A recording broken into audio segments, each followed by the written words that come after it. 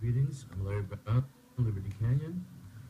There's an anecdote about the wife who walks in and catches her husband in the act of cheating. And he says, I swear I didn't do it. Who are you going to believe, your eyes or me? You've got photographs of deer all over Chesebro Meadow.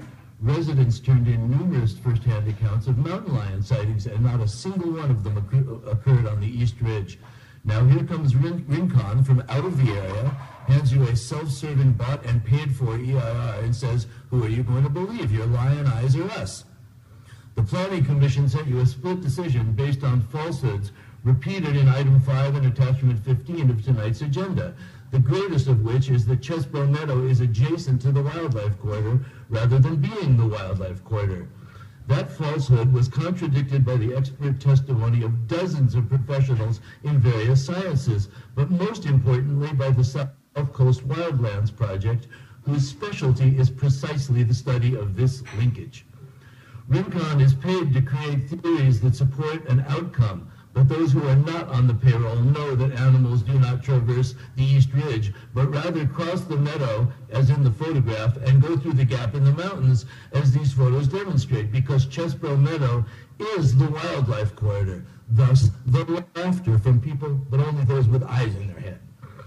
When my public records request revealed that Councilman Weber was communicating about this project with his Chamber of Commerce crony, Don Dusablon, long before the deal, I said he should resign. It was also revealed that the Dusablon family contributed to Weber's re-election campaign. Clearly, Councilman Weber should recuse himself and abstain from voting on this. While the ideal outcome was always for the meadow to remain open space, there were so many superior outcomes that could have easily been achieved. Many residents have told me they would have gladly paid full price and built only one house.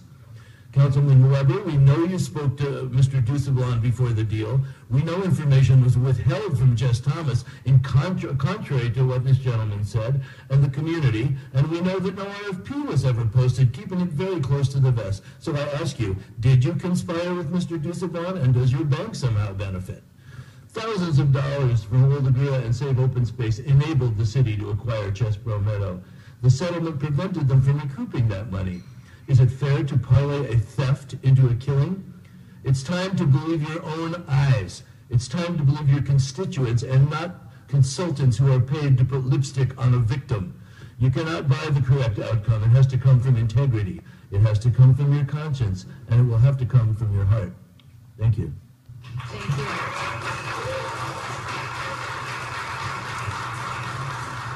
Our next speaker is Don Dusablon.